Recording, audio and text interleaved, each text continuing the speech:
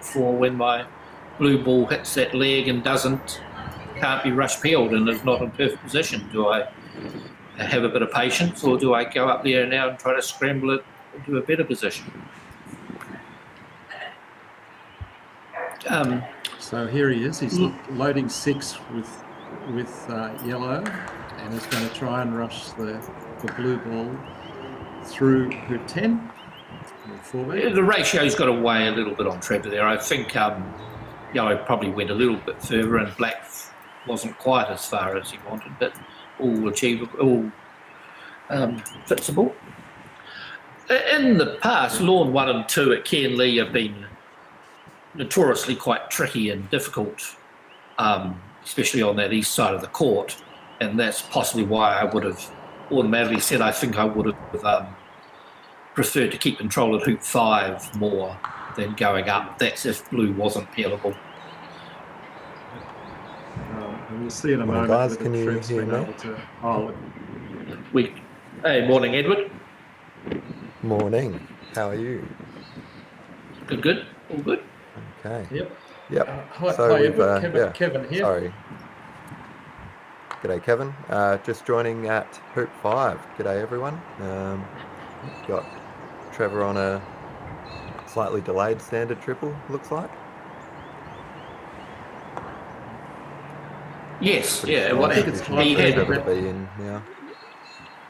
Yeah. He had quite a short peel at after free at fullback, but it moved a little bit and it ended up in a rush peelable position. So that's where he's found himself. Yeah, excellent. So blue is in okay position. Oh, yep, I can see it there. 4 yards west of fullback. Looks quite standard for Trevor from now. Yeah, it was a nicely controlled, thickish takeoff back down to hoop 5 and got a tight rush to hoop 5. So all looking pretty good. Yeah, beautiful. Do we know the state of play so far? Is this been a close one between Trish and Trevor? I joined it at 4-back and 1 and 4-back and 2. So a little bit of interaction, and Trevor hit a good solid 9-yarder, then played a couple of immaculate cracker strokes to get this break rolling from hoop 2. Yeah, okay. And they had it perfectly tight at hoop 3 and 4 was perfect. As we know, 4-back. Yeah, but I say to Kevin, 4-back on this court on the east boundary, there's always a little bit of trickiness to discover what is happening around 4-back.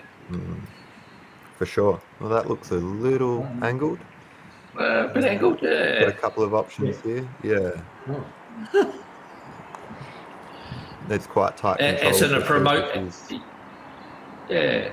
Going to actually finish this peel in this little sequence.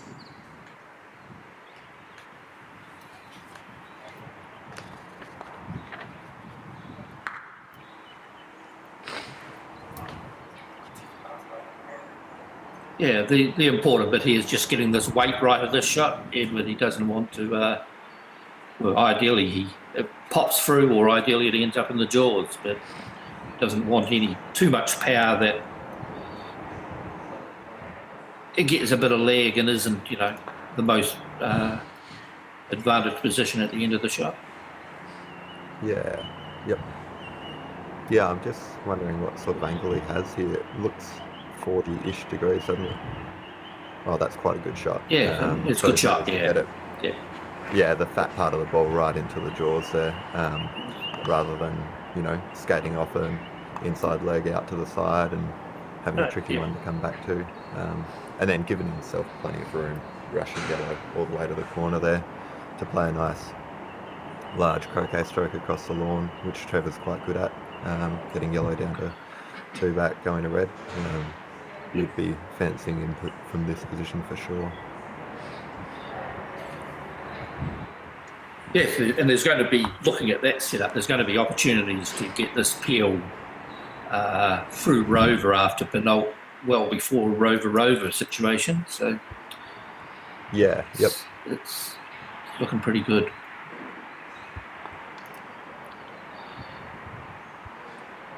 It's the first time I've seen the Kenley courts for a while, Edward, and they don't look the most attractive, but they look like they're running pretty well. The coverage, I'm not seeing much roll off or bouncing or anything. The surface looks like it's playing all right. I agree.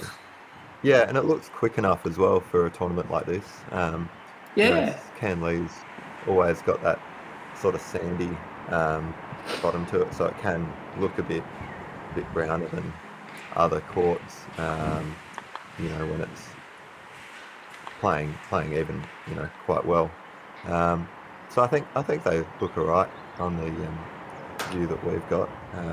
A few little green patches and brown patches around the place, but predominantly look fairly consistently smooth, which is what you want when you're walking up at an event like this.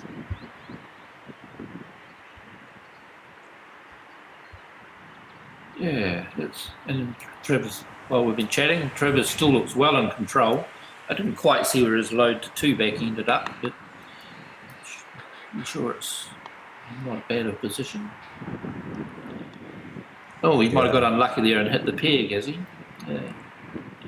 Oh, looking at the angle on yellow, it might be not a bad spot. Yeah, I think that's quite a good spot.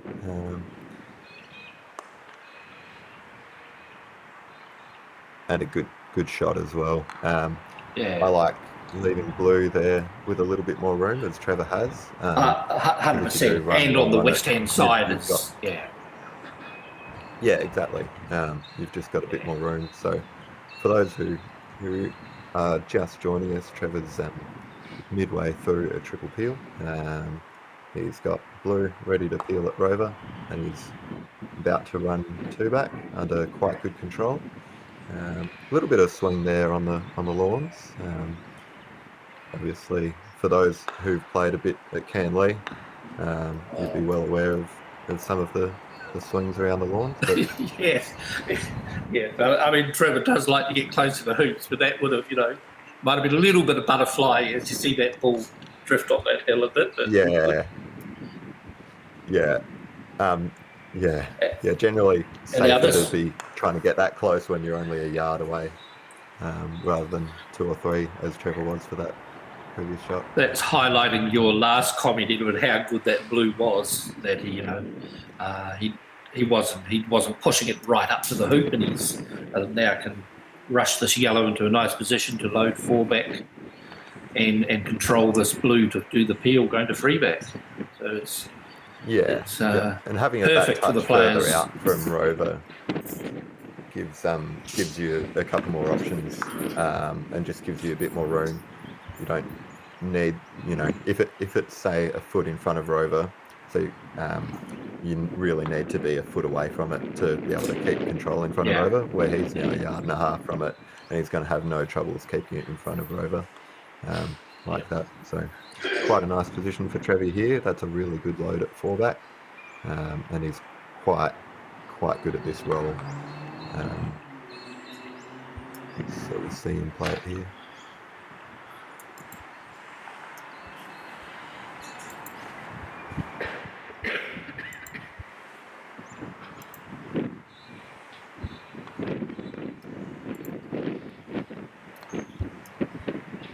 I checked the results before I logged on, Edward, and I see Lachlan Berryman had tripled the first round game as well. So it's good. We're getting a few players tripling away. Early stages of an event is always a good sign that the Lords are playing well and the players are playing well. Yeah, absolutely. And Claire Bassett also had a 26-0 win. So that means that. That's clean. Clean, good croquet. Yeah, clean. Like breaks being completed, game like that, whether there was a triple involved or not, is irrelevant when you get the win. It does look like the outside courts are quite lush as well on this picture that we've got. I take it not being played on at the moment. No, been left behind. So, they. I see that win that Claire got 26-0 against Lewis Mercer, who's a very good player. So that's a great win for Claire. It'll be interesting to see Lewis's response for that, because he usually does respond well when he gets something like that happen. Now it looks like Trevi's just run long to get his rush on blue here, so it's an interesting option from him putting red to rover, and he didn't sacrifice the rush, but he didn't quite get it as he would have liked. So yeah, it's a slightly trickier shot, and when you're trying to wrap up a triple, these are the shots that you try and avoid. Yeah. You want to keep quite nice control all the time, so either having red to penult beforehand or getting the rush on blue quite well would have been ideal, but he's played it quite well. I didn't see what happened at Freebank. Did he not have room to get red penult, Edward? I think he would have had room. He just would have had to sacrifice the rush, but he ended up not having a rush and not having a ball at penult. Yeah. So, because even 4/5 of the way to penult's fine, as long as you got the rush. With such a good tight fallback, you can still put partner to penult and control the situation. Yeah, exactly. Where now you see that he's ended up obviously going through that hoop, but with a backward takeoff. Directly behind the hoop. It's a sweaty one, for sure. So one croquet shot can catch you out. You don't quite get the rush you think that you're pretty well going to be guaranteed on, and puts a bit of pressure on a finishing turn. Yeah, for sure.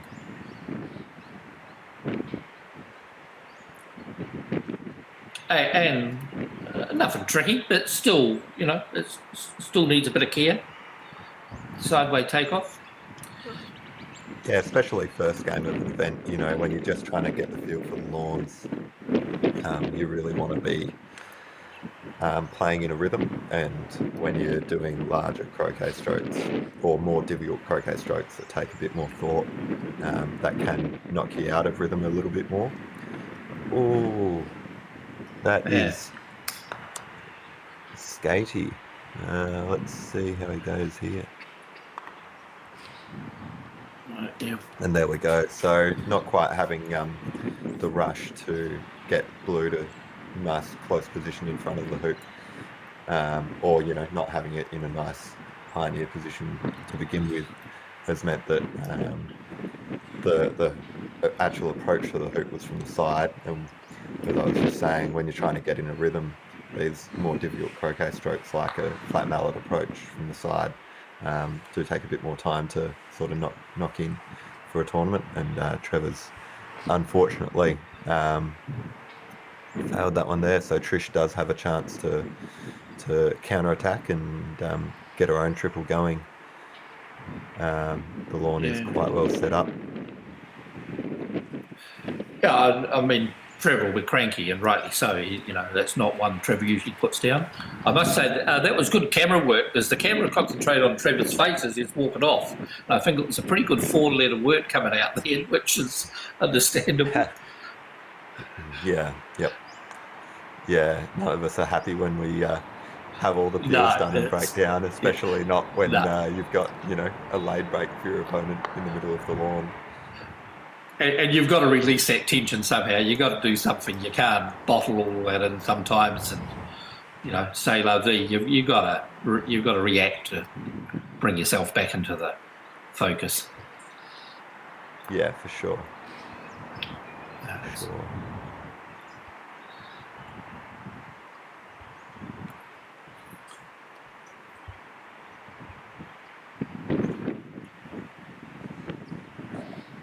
So we also do have quite a good point of difference between these two players here. Trish is using quite a modern mallet. It looks to be a trimmer made of carbon fibre with brass ends, where Trevor's using a mallet that him and his dad made out of entirely wood with, I believe they're polyurethane ends. So quite a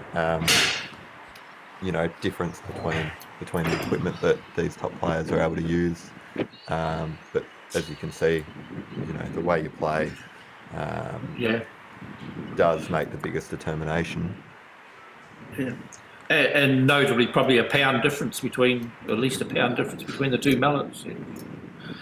Yeah, and I think the main difference between them would probably be, in playing anyway, would be where the weight is distributed. You know, Trish has a very light carbon fibre handle and quite light grip, where Trevor, the weight of the actual handle in the mallet, because it's made of wood, means that the balance point is a little bit further up the shaft, which changes how you're actually able to play a croquet stroke.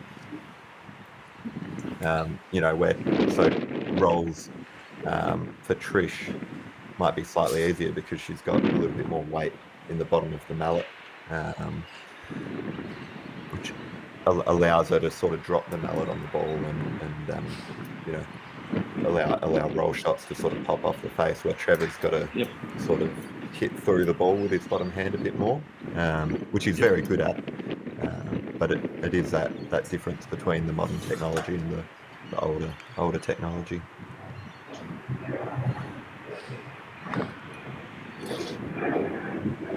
Yeah, I came through the era of all mallets used to have about, you know, 1/4, 1/5 balance point weight like that when you're talking about Edwin, and the change up going to a carbon fibre mallet was the croquet strokes. You really had to think about what you were saying is, you know, giving it a little bit more on the back ball. But I kind of think I always had a better croquet stroke with the balancer mallet. I could get a little bit more feel into the shot, whereas the carbon fibre one is more just getting to a stage of knowing the ratios and the distances and what happens on wider splits to narrower splits, and what type of line the ball takes. Yeah, that's interesting, because I've as a player in the sort of younger generation who, you know, my idols growing up were all using Pidcocks at the time. So carbon fibre modern mallets, and I've grown up using those mallets and have recently, in the last year or so, bought an older style mallet, so entirely made of wood. And there are some croquet strokes which are quite easy to play on it, you know, flat mallet strokes, but when I get down to rolls, I'm really struggling to get my ratios right. But I think it's whatever you grow up with, where with coming the through more modern style of mallet, carbon fibre mallets, I can play those rolls with my eyes closed. You know, I don't need to really think about those ratios quite as much. So it is just, you know, that difference that the modern player has, whether they've grown up using them or been used to using the more balanced wooden style of mallet. It's probably back to your comment that, you know, no matter what mallet you're using, you can make it work for you, and there's never a right or wrong, and it's just pulling it all together. There's always a bit of compromise or a give and take of, you know, what mallet you're choosing and what you're looking to get out of it. But I do always, I don't say to people to do this, but I never mind when players start experimenting and trying and looking for something better, or seeing what they can, you know, get out of practicing with different mallet, or testing out different mallets and just seeing what it's about. You know, even if you end up going back to the one you're happier with, it's just looking for that extra improvement, extra edge in your game. Yep. Now, Trish here has pulled this break out quite well. She's still got a bit of work to do. There's quite a large croquet stroke coming up here. But if she gets that with a, you know, nice ball around 6, which she already does, and a good rush on the ball at 5, looks like she's lining up for the roll. Excellent. So this will be quite a good example of what we're talking about. You'll be able to see Trish sort of drop the mallet head on the ball, just like that. And she's punched thread all the way up to 1 back, and given herself a little bit of a long shot on black without much of a rush, pointing at 5. So there'll be another tricky croquet stroke coming up here, but But yeah, one good croquet stroke, and it's pretty well game on. Yeah. That is the beauty of digging out breaks, and why you do need a mallet that you can trust. So another one similar to Trevor's, but she's playing it down the mallet, so as a little bit more of a roll. Roll, yep. And she'll have quite a long receival shot here, depending on where she runs through to. Are we thinking Black was intended to go there, Edward? Or she couldn't quite get the roll angle?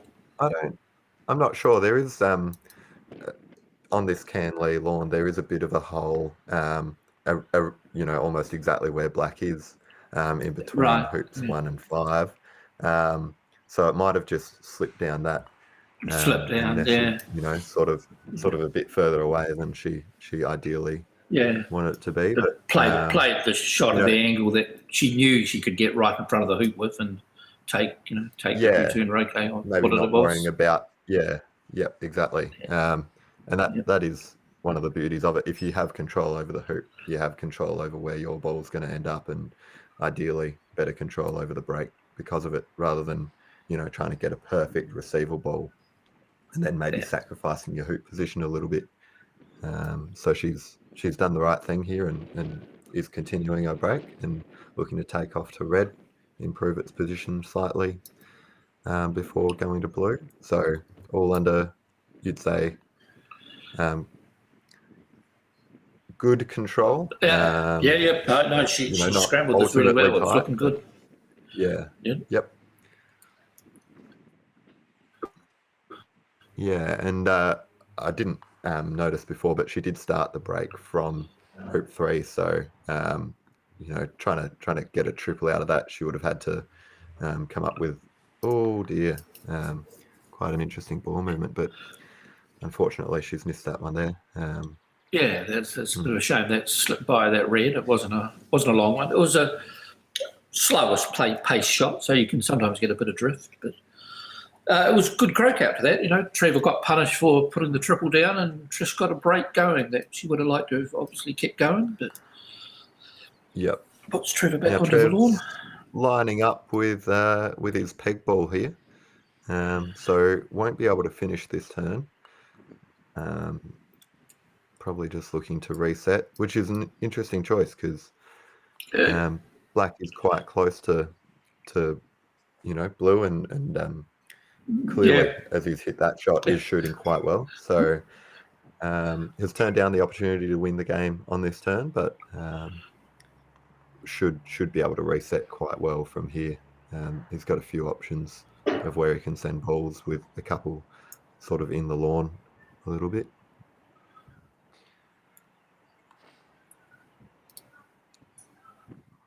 He's hit that quite hard.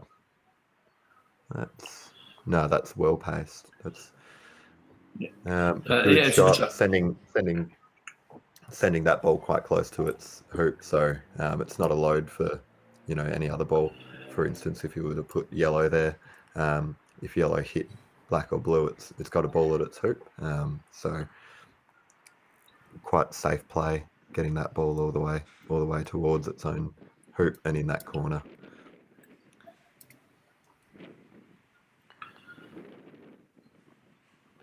This part of the game of Trevor, I think, is probably not just him. He's extremely strong at it. Whatever leave he sets in these positions, he usually got the perfect result, distance, and the number one thing is that if the player does miss, Trevor will finish next turn. It's usually what he accomplishes. So you can always get a lot from what Trevor does on these turns for players watching. Yeah, and looking to put himself in the middle of... He did clip Black. There you go. Yeah. Means he just has to roll into that wiring spot a little bit further than rushing it there. But again, the distances are perfect. Yellow being on the east of that hoop and red being on the east of the other hoop means there's nothing short. It's going to require a good shot from Trish to stay in this match. Yeah, and that is truly what it is. You know, you would think that Trevor should be able to finish wherever Trish shoots, as you said. That's the way he'll be intending to set up this leave, and he has done. So whatever shot Trish takes, Trevor has a pretty decent chance of finishing from here.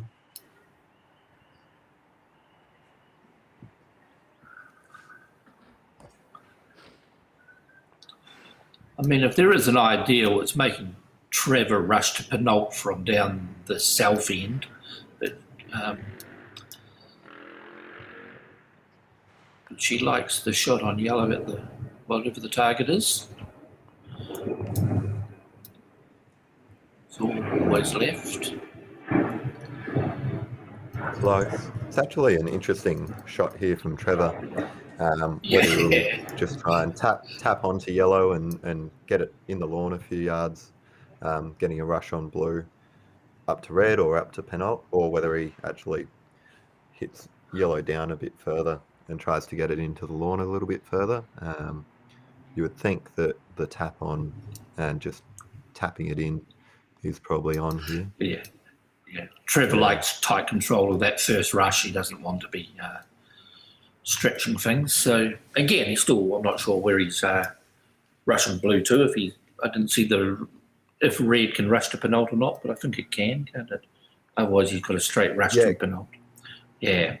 Yeah, and how much value does he get out of going up to red?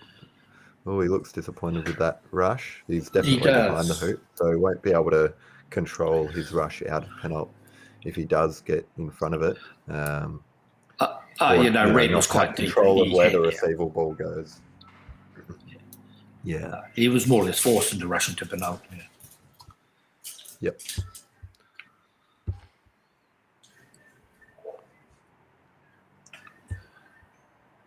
Same little and he's in a spot very in similar before. position. Yeah. Oh.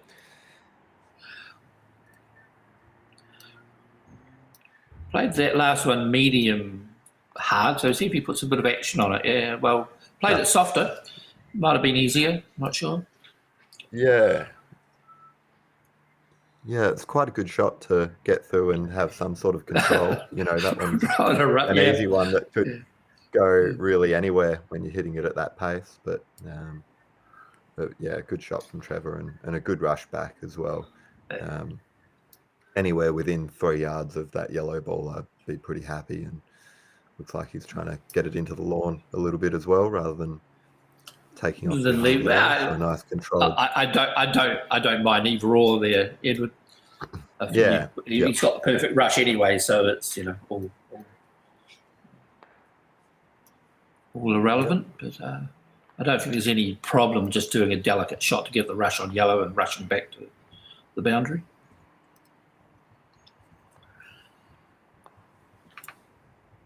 Again, another testy one. Let's see what he gets out of this. And it's not usually rushes like that are Trevor's thing that he's getting that much wrong. He usually floats those rushes in quite well, but he just must be getting half balls more than solid balls and can catch you out of it. That looks good pace if that gets up. That's a fantastic. That'll be able. You can spank that to the bottom boundary, and you'll be a lot happy. Yeah. Exactly. Yeah. No, tremendous shot from Trevor there. That is what you're after as a high-level player. Oh, quite a large rejection as well. Coming back north of the hoop. It's showing that they're probably quite firm in the ground. True. That hard and have it reject that far north. Yeah. So a tough one for Trevor again. It was a position I thought Trevor, that's generally standard position for Trevor. He likes that spot and that pace run to the boundary. So it's an unexpected one. Opening out the shoulders and being able to, and having that target quite close to you in your eye line when you're playing that shot means that, a lot of players who we talk about lifting your head in croquet quite a lot. but players who do have that tendency to have a bit of body movement through those shots when the target is quite close and you're hitting it that hard, the tendency is to stay a little bit lower and have that body stability that we're all after in those shots. So as you're saying, Trev does normally hit that one quite well with a nice stable body and opening up the shoulders.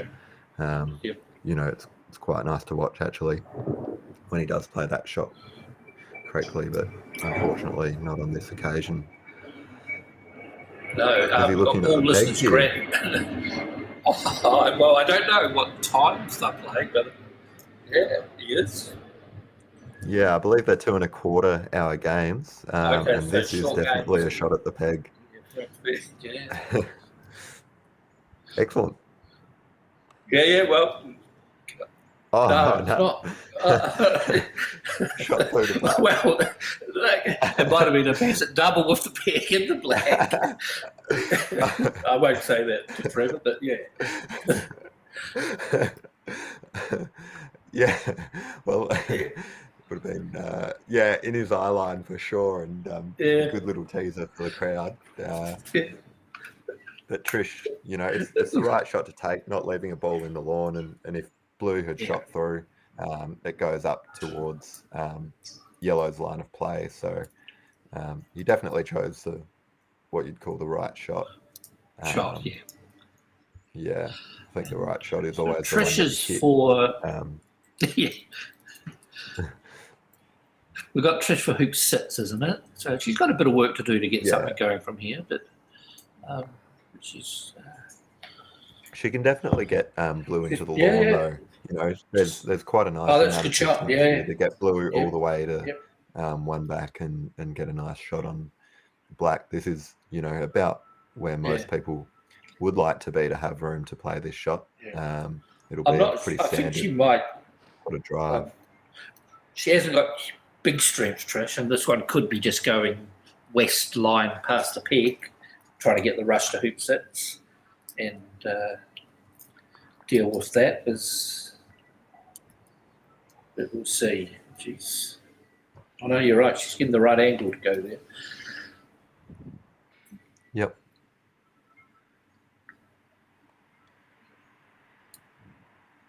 She just wants this rush to hoop 6 and we can... Nice. That looks like quite a great shot, actually. Blue's in a nice position that after hoop. It's good, yeah. Yeah, and she's left herself the rush. It's slightly long, but, you know, when it comes down to this situation where it's every shot is potentially your last shot, you just want to have the shot. You know, not too worried about being a foot, you know, close to black. It's really about having the right shot to play. Just give yourself a chance, and she's played it quite well as well. Yeah, straightish self of hoop 6 is anywhere around there is great result from what the balls were. Yeah, in between the peg and hoop 6 is because you've got that room to get the receiver ball right the way to the boundary, which, you know, as we saw with Trevor's shot, you can just spank it through and you've got a lot of options. But she's gone for the tight control shot and left herself a little bit angled on the same hill that Trevor's had a couple of issues with. What a shot. It's good. Wow. Yeah, no, that's good. I mean, you'll be going, you know, play those first couple of rushes and all you're doing is right now, make this stick, get through this hoop, and now it's just don't put this down after that hard work. You've got it all in front of you.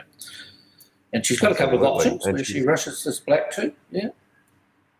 Yep. Well, she even has a bit of safety if she attempts to get black down to 2 back going to red. She's got a second chance to get red down there, or she can focus on, you know, just getting black into the lawn, getting a good rush on red around, and you know, you definitely want to be coming to red here. I'd say as any level of player, when you've got this option, getting all 4 balls into the lawn and into your break is very handy. Gives you a lot of options further on in the break. Right. It was a good moment to pause and, you know, take stock of what it is and look at your options and just, you know, take a few more seconds than normal and work it out, because it's a pretty crucial turn if Trish can hold on to this and manipulate something that Trevor can't have. Yep. Oh, it does look like she's just playing to blue, which is, oh no. It would have been fair enough where she ended up rushing it to just play for the control near and around blue. But she's gone over to red. The line looked really good, Edward. It looked like that was a stop shot drivey type shot, so low two Exactly, back, nice straight drive. roll on, yeah. Instead of putting too much angle into it, you got to. Yeah, she's missed the value of going to red a little bit here because black doesn't look amazingly close to two back, and she's going to have to leave red there anyway. Oh my! Yeah. Well, you didn't pick that one, Trev. Edward. I was going to say earlier, Trish is off to the Women's Worlds in New Zealand, 2023, early 2023. So she's an Australian representative for that event, and so she preps up really well. And so it was a wee way out before she gets here in January. So she usually ramps it up a bit and puts herself out there getting things going. And it's a great shot. Jagged it into the hoop. As long as she, gets a nice shot on blue here, she's every chance of finishing this. How exciting. So for those who may have missed why Peter and I are sounding so excited at the moment, Trish is actually trying a triple peel here. From a lawn that was, quite sparse in terms of really good, easy options a minute ago. She's ended up, if she gets this hoop approach in quite a good position to at least get one peel done and potentially even finish the game. And, punish Trevor for having a couple of shots that he probably could have won on. And she's run the hoop with control. Great shot. Oh, go Trish. This is exciting. Yeah. It's certainly livened up the chance to commentate on this end of this game. But this is fantastic. For sure. For sure. So, and this is a delayed triple peel from after hoop 6. So it would be fantastic to see if this can roll out close to the end or finish off.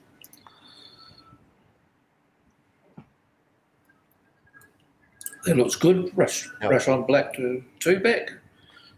Pretty good on blue. Oh, good straight rush. Playing this turn, and she should get the rush. Would you be taking this back to red here, or would you look at just playing a ball down and doing the triple quite straight? I'd like to see where that blue is, Edward. I think in the mode that if you were in playing those early shots after hoop 6, and if blue's good, I think I would have tried to rush up after two back. Yeah. Well, that's an unfortunate end to that break, which was looking so promising, and that is why these sorts of breaks are so exciting, because Trish isn't, I would say, a prolific tripler. So when she's trying something like that, it is, quite edge of your seat stuff. It's like, will she get this rush? Will she get the hoop? Will she finish this turn? And she's given that a really good crack, but unfortunately stumbled at two back there. Trevor, there's a reasonably shorter shot, but it is in the hoop. Ooh. Wow, it's got the leg, I think. Yeah. Going back to your previous question, Edward, where Trish rushed black to two back, I think that was very, very good. And then the trade-off of getting Penalt peeled going to hoop 6 was to four back was on offer rather than a tight straight double. So I think I would have always gone up where that black had rushed exactly. And hoop two back. And a Pioneer 4-3 back was sort of floating around a little bit as well.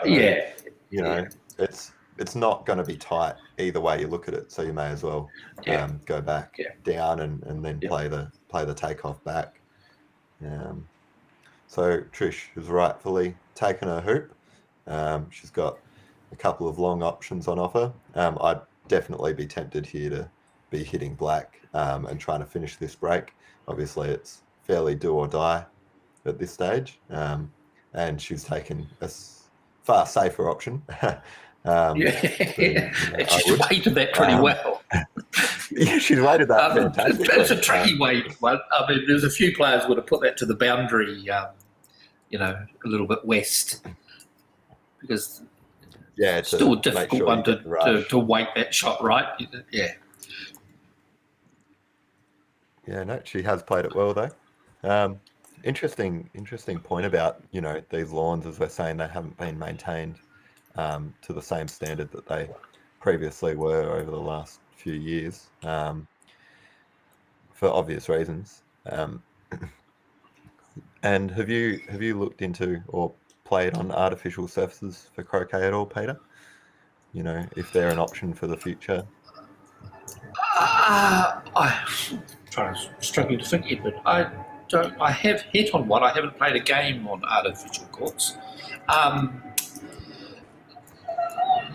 Look, I do think that they're a good have as options. I don't know about a whole complex all in artificial, but if a venue does have some artificial courts as well as grass, I think it opens up to that weather things when we do get washed out courts and bits and pieces. The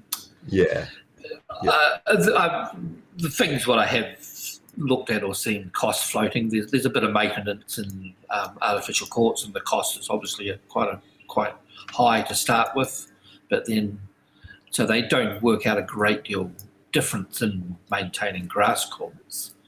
And it appears to me the hoops are the trickiest thing to get right, and any energy spent into being able to move hoops and still keep that surface good around the hoops, I think is quite relevant.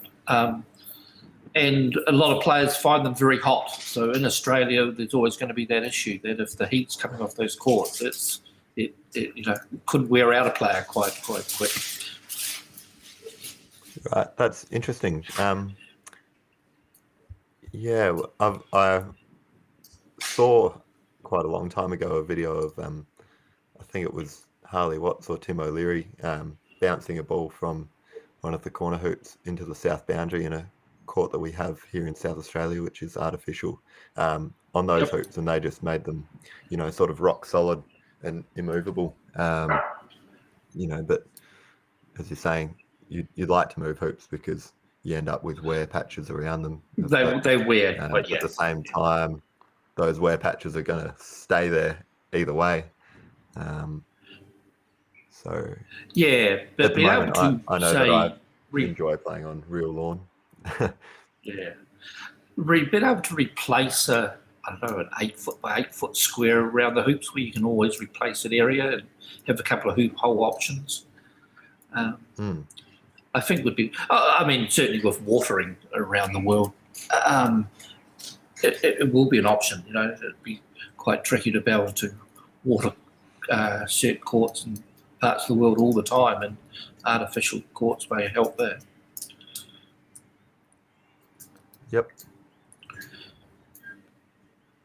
Now Trish with a long croquet stroke again. Played it quite thick. Looks like putting yellow into just a bit of a safer position out of the lawn. If she didn't manage to get everything else. So I'd say that's quite a good position for yellow actually, to sort of reset. It's a pretty good shot. Reevaluate. Yeah. Yep. She doesn't really have a whole lot of options here apart from sort of an OSLE type thing. So a ball sort of on a boundary near a corner and a ball near the middle of the lawn, and her two balls sort of, there's going to be some short shots for Trevor here either way, aren't there? She did you say there are 2 hour quarter games, Edward? Yeah, I believe so. Yep. and I know this is Trish's second game of the day. I'm not sure how long the first one took. But Right. she needs, whatever happens next, she needs to get a break going, I'd say, around to Rover or the peg anyway, and try to not have too many breaks to make in the last, part of this match. So, because there will become a point if time is an issue. I don't think Trevor will be shooting at everything.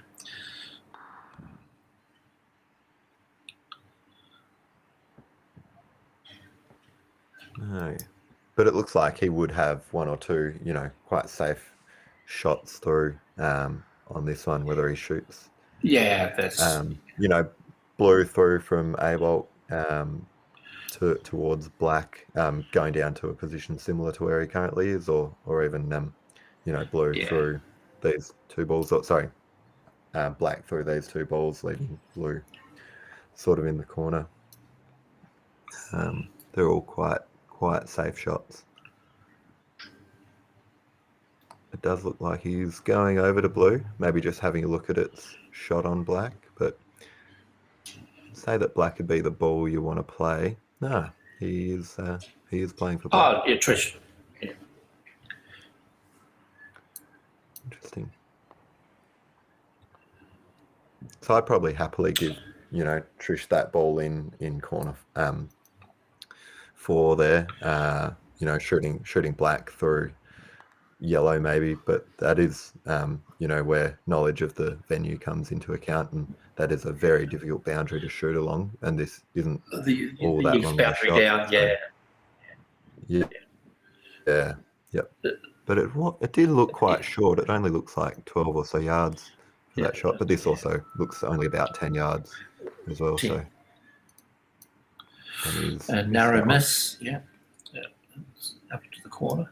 Yeah, you're quite right. Sorry, I had forgot about the left, that he was always going to be taking a shot. Something. Yeah, yep.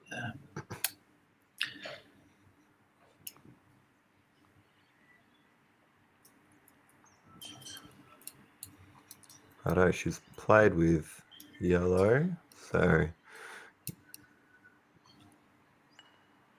Yeah, and this is where Trevi was deciding not to shoot through to corner 4, because it does give her an option to try and pick up a break, where currently,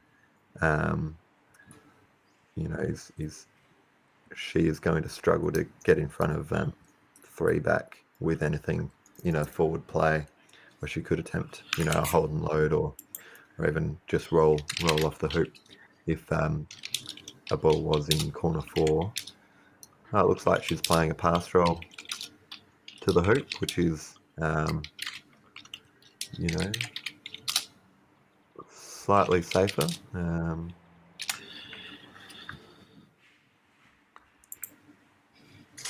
Leaving that ball on the boundary is always a good option.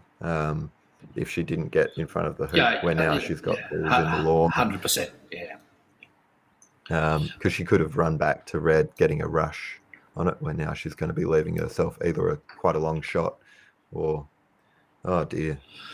Yeah, that's just trying to see what time was left, Ed, but that's probably why Trish did roll. She needed to get a break quickly around to at least penult. There you go. Yeah. So time has just been called. Time being called. We're getting word, yep.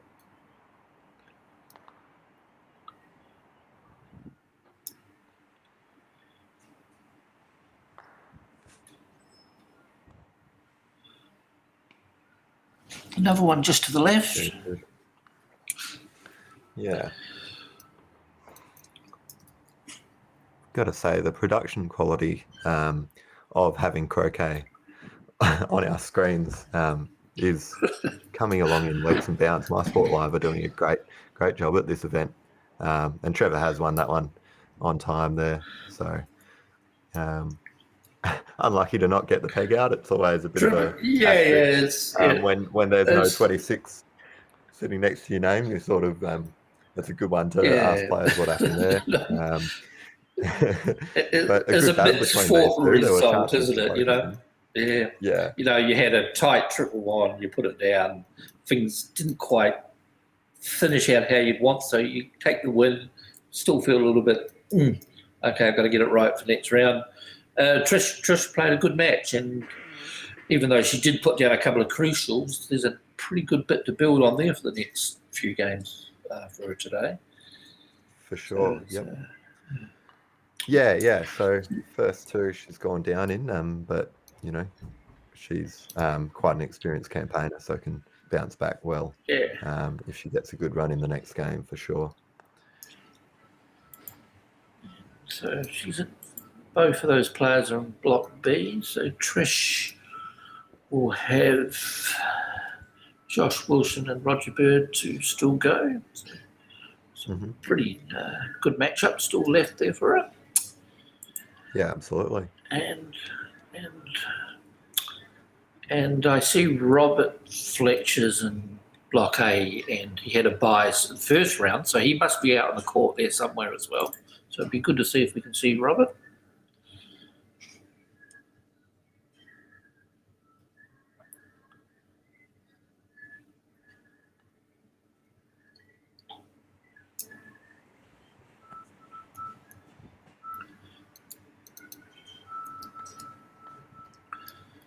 Yeah, going back to your comments on My Sport Live, Edward, it's just, it's getting, well, it's always been good, but it's getting better and better. It's been great working with My Sport Live. The camera angles and the getting into position of seeing, bits automatically are great. We can have action replays. It's absolutely perfect for the something that we viewers around haven't Australia. really been exposed to for a long time. For the entirety of Croquet previously, we've had obviously videos of players playing, but nothing with quality commentary and quality camera angles. This is a real production, and it's really exciting for our sport. And big thank you to My Sport Live for helping us out and giving the quality that Croquet deserves, getting it out there. Yeah.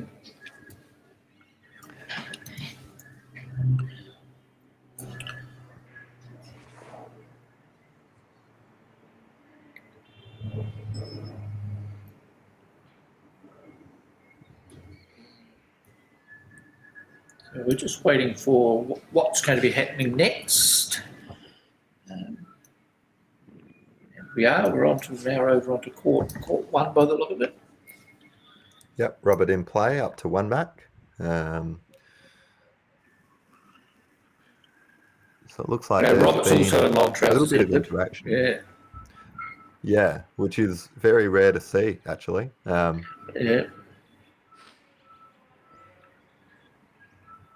up to one back, up to hoop 4, maybe.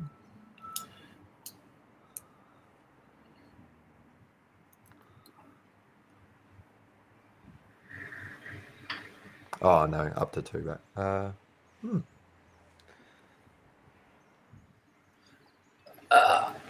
I'm not sure if up to hoop 4. The scorings are right. Putting 2 balls to. Oh right, this is a sextuple. Okay, right. So looks like blue had been peeled through 1 back, and he's put it up to 2 back. So we're actually seeing something quite awesome here. It's a good time to tune in. Yes. No wonder we couldn't figure out what he was doing. So before hoop 4, he's played an extremely good rush to in front of him. Fantastic rush. Right where you want to be. You want really good control of hoop 4. Peely's over towards 2 back, and the ball's very good for hoop 5. So this is a fantastic time to join it. We didn't see the leave or how it eventuated, but it looks like it's from a pretty well standard start of some setup. Exactly. And when you see, the score line of, 9-6 to 7-3, you go, oh, bit of interaction. Oh, what's going on?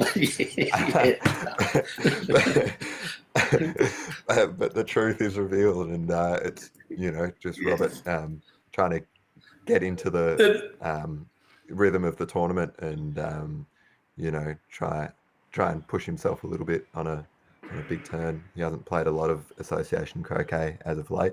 Had a really good result at the Worlds in England earlier in the year for golf croquet, but his association hasn't been quite as consistent recently. Yeah, I'll like to check with Robert at the end if Lewis was on 4 back and on second break before he got to do the 1 back left, because that would have been interesting to know. Has, an option of peeling Lewis post. But because if he doesn't quite with get the into good position here. With the bye, I'd like to know, because I don't think Robert would have come into this first game thinking, okay, I'm going to set for a sets tuple, but straight away for the first game up if Lewis hasn't got a start. But if Lewis is on, a couple of controlled breaks, it's as good that what Robert's elected to do. It looks pretty good. It looks really good. Yeah.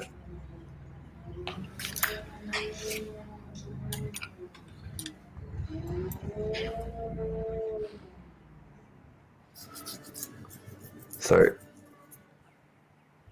in form, Robert is, quite good to watch. Looks like he's got a couple of options with these balls post, so it looks like he's potentially leaving yellow east of hoop 5. So he'll go to red after hoop 5, you would think, and rush that. Did you see how far blue peeled through? It was about 1.5 yards, 2 yards. Okay. You don't want it much more than that. You don't want it that far. No, so quite a long rush back.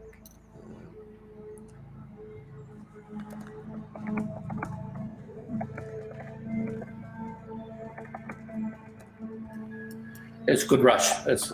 You couldn't have played the rush much better. Get it as close as you can towards maximum distance of being able to get red up the court and get a controllable, workable ball on rush on blue.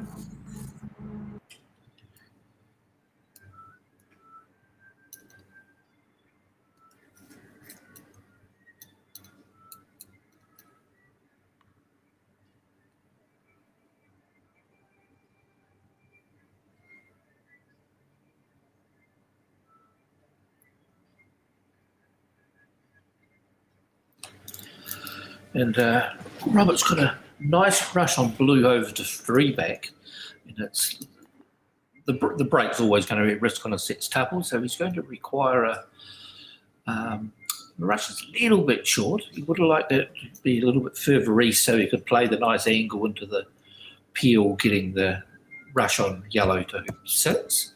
So he's elected to push blue towards 3 back and get a tight rush on yellow to 6, and that way he'll be able to rush back down after hoop 6, and it means he'll be forcing a peel on blue through 3 back going to red, which again is a big shot. That's how the sets tuples has to roll out just to quite get that rush extraordinarily big enough. Shot. He had a dolly with red. Sorry, go on, Pete. Yeah. Yeah, no, I'm not sure. He when he put the red up towards 1 back, he got a very good rush on the blue to 3 back, but he left it 3 yards short, and so that's kind of where he was forced into just doing the takeoff to yellow. But you've got to play some good shots. It's not going to always roll out spot on. So if his toughest shot is this peel on 3 back going to red, then if it's successful, it's probably all back on pretty good. Yeah, I mean, it's an interesting one putting red there in the first place. I didn't exactly see where he had red sitting behind blue. He may not have had he across. Well, when he came out of hoop 5, you'd probably remember he had a bit of distance between black and red, and he was able to rush that absolutely perfectly, probably half a yard east of corner one. Right. So Maybe he a did have yard the east of option corner one. of either Yeah, way. he had good. Yeah. And it looked like he played it straight and got that perfect rush on blue to free back. It was a dolly rush. It could have been better. So he opted for playing it straight and getting the good rush rather than. I think so. Yeah. You know, then and knowing that he was going to sacrifice position at one back, where instead, you know, the other option there is putting red over to 3 back and having it ready for PLE and not playing this quite long shot outways. But a couple of tough ones here. He looks like he's putting yellow a bit further down, so he's putting his eggs in one basket, and he's going to try and get the peel on blue going to red straight away. So quite a big shot here in the context of the sextuple. Okay. Can you hear me? Hello, Tim. Peter here. Good afternoon. Beg your pardon, I didn't realise I was live. Sorry. Oh, yes, so we not have. Quite, Tim Wolford-Smith joined us in the commentary box. And who else is in Yeah, the that's box with me? Edward Wilson and Peter Landrep. and that's me just signing off. I'll definitely be watching Robert's break through the commentary. Edward, you can't go till the next couple of shots are coming out. This is a tough deal, isn't it? Not a bad bounce. Well, he's actually done that quite well. You know, obviously couldn't go at it with dead weight with the angle that he was at. You're never banking on actually peeling that. So most players, ideally in that situation, if you're on that angle, you'd want to be on the other side.